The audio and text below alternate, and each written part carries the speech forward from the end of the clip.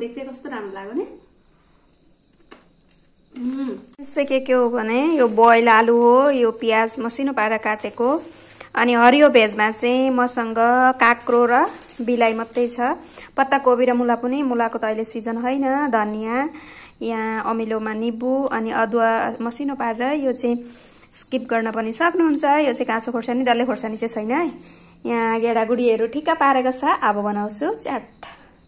पहिला चाहिँ बोइल आलु, प्याज, भेजहरू जति पनि काटेर रेडी गरेको छ त्यो चाहिँ पहिला लगाउनु पर्ने हुन्छ। त्यहाँबाट हरियो मटर, बुट, चाना, मैले चिप्स पनि एड गरेको थिएँ, चाहिँ अप्सनल हो।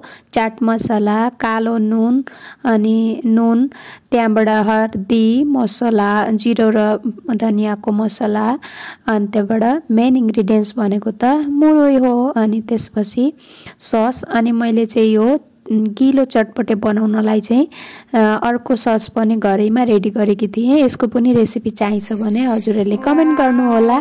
ल हेर्नु त चट्ट कस्तो राम्रो गिलो चटपटे तयार भएको छ। यो चाहिँ रेड बनाउनको लागि चाहिँ फुड कलर एड गर्नुपर्ने हुन्छ। मैले चाहिँ गरिनँ, हेल्थको लागि राम्रो होइन भनेर। यसरी मजाले मुस्ने हो। अनि त्यसपछि डल्ले खोर्सानी लगाएर चट्टसँगले खाँदा कति टेस्टी हुन्छ होइन। नेपालको एकदमै फेमस डिस भन्दाखेरि चाहिँ गिलो चटपटे।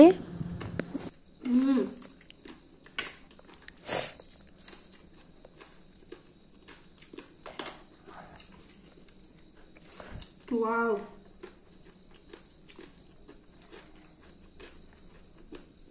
कसको फेभरेट हो भन्नु होला है त।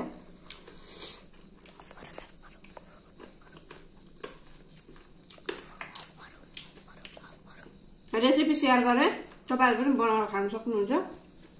कलर चाहिँ रातो ल्याउनु छ भने फुड कलर एड गर्न सक्नुहुन्छ हजुरहरूले। नेपालको एकदम फेमस चटपटा गिलो चटपटा है त।